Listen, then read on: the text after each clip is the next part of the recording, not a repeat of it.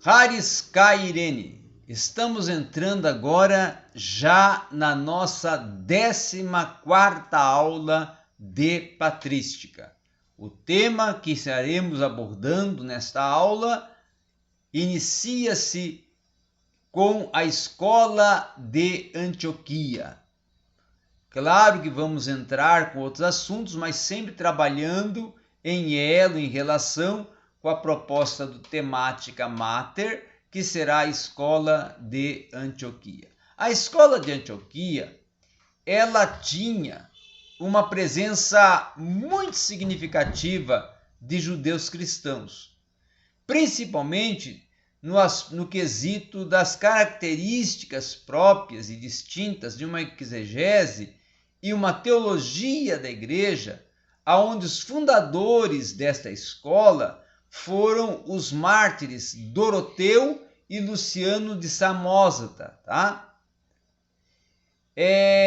Principalmente Luciano de Samosata vai ser o grande expoente que vai dar o start para iniciar os projetos da escola de Antioquia. O método dessa escola não era o alegórico e nem uma especulação filosófica, próprias da escola de Alexandria. A distinção deles era que essa escola desenvolvia uma exegese bíblica, com um senso de uma sóbria objetividade e um caráter também científico. A explicação, inclusive, das escrituras vai seguir o sentido literal e o sentido histórico, recorrendo principalmente a uma filosofia e a uma semântica, tendo em vista o aspecto do sentido literal, que iria servir com a proposta de uma interpretação tipológica, expressando relações entre o Antigo e o Novo Testamento. Então, a escola de Alexandria, ela vai influenciar a escola de Edessa, aonde vai figurar o monge Efrem, né? Que é um monge sírio, e nós vamos ver que ele vai protagonizar principalmente alguns cismas, como o cisma de Ariano, que vai ocorrer em 360 d.C. Um outro aspecto também, nós relacionarmos aqui, que Luciano de Samosata, que fundou a escola de Antioquia, ele era um presbítero que estabeleceu-se em Antioquia por volta do ano 260 d.C., e vai se destacar como o caso do Diótoro de Tarso, que era um grande exegeta e que comentava alguns livros da Bíblia. Vai ter nesses dois grandes expoentes os seus fundadores, mas vai ter também dois grandes discípulos dessa escola. Um deles vai ser o João Crisóstomo, considerado boca de ouro, que era um grande orador, o orador mais afamado desse período, e o Teodoro de Mopsuestia, tá? Esse grande presbítero, principalmente, ele vai ser um importante guia espiritual, que é admirado, inclusive, por sua eloquência e por sua austeridade. Já no século IV, a doutrina do arianismo irá seguir, inclusive, uma exigência do Concílio de Nicéia, tá? Dentro dos anos 325 depois de Cristo, tá? Uma outra questão também que temos que implicar é o modelo teológico da escola de Antioquia. Não é simplesmente uma oposição distinta ao alegorismo que fazia vamos assim, a proposta teológica e metodológica da escola de Antioquia. Mas os antioquenos, eles viam no Antigo Testamento questões relacionadas principalmente à tipologia e às realidades do Novo Testamento.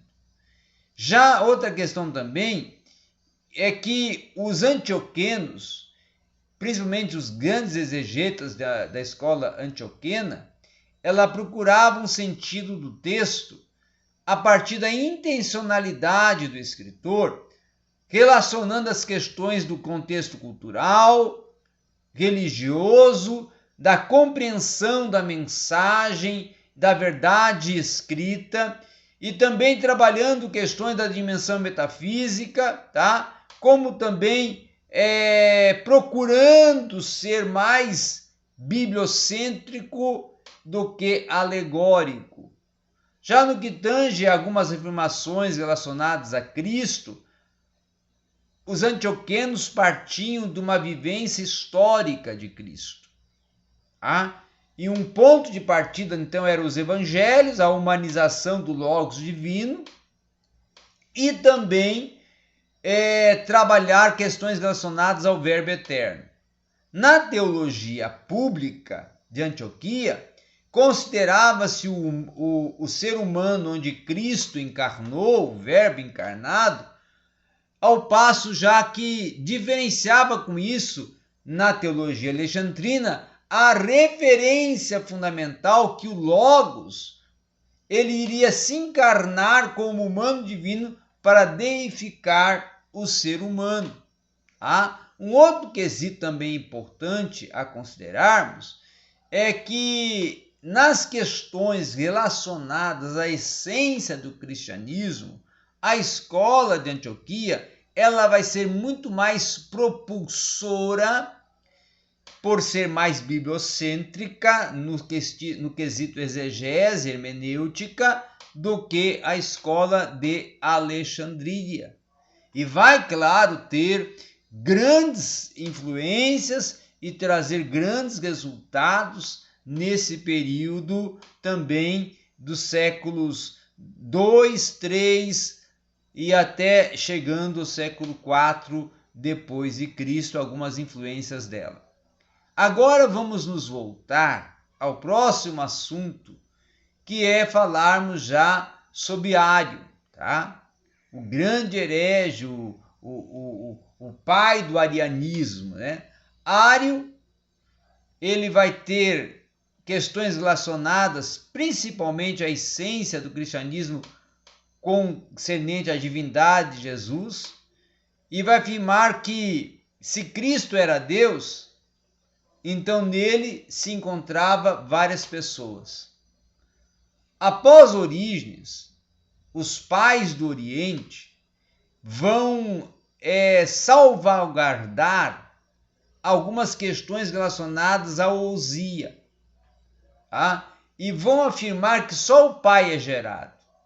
E assim sendo, Jesus há uma ousia humana, uma manifestação humana, e 3 hipostases eles também vão defender. A hipostase do Pai, do Filho e do Espírito Santo. Isso vai partir para não vir a pôr em xeque o monoteísmo, mas para criar um problema que foi o problema do arianismo, defendido por Ário. O problema de ariano justamente vai ser a questões relacionadas à pré-existência de Cristo e a sua consubstancialidade com o Pai. E vão ter grandes confrontos relacionados principalmente a essas questões do que defendia Ário, até chegar o Concílio de Nicéia.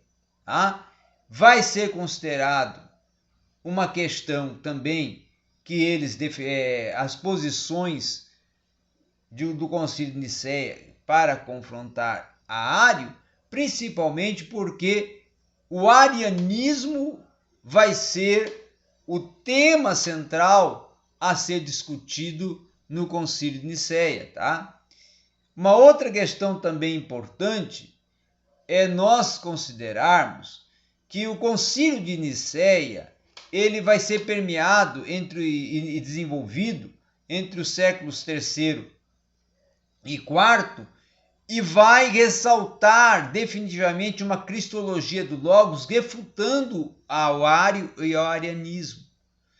Mas eu quero trabalhar principalmente com a proposta de Ário e essa controvérsia de Ário, principalmente a partir de uma aula distinta só sobre Ário e o arianismo, que iremos fazer já a partir da nossa 15ª aula. Tá? Agora eu vou me voltar, antes ou fazer uma breve introdução, que também iremos ter uma aula distinta sobre isso, sobre a questão principalmente da controvérsia pneumatômaca do Concílio de Constantinopla, em 381 d.C.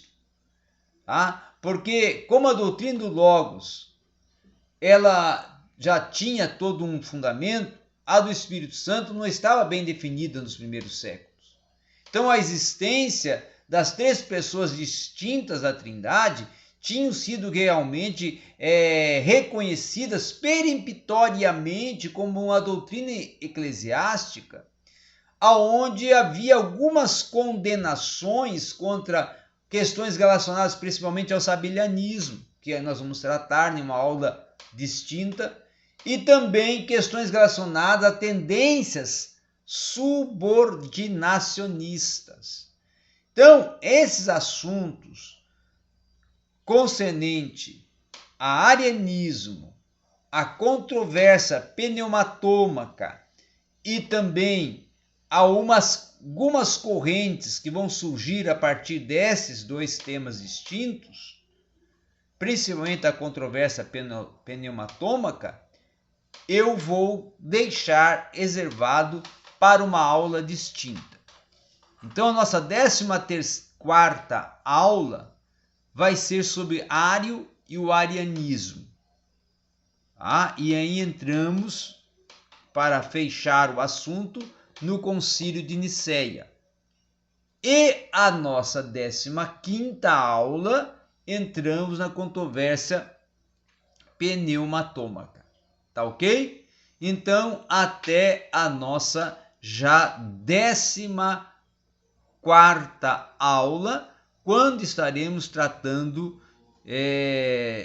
iniciando nessa 14ª, sobre o arianismo e o Concílio de Nicéia, e na 15ª aula seguinte, trabalharmos com a controvérsia pneumatômaca.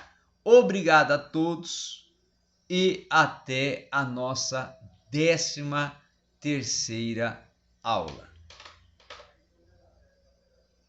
Ou melhor, 14ª aula, tá? Redefinindo aqui, 14ª aula.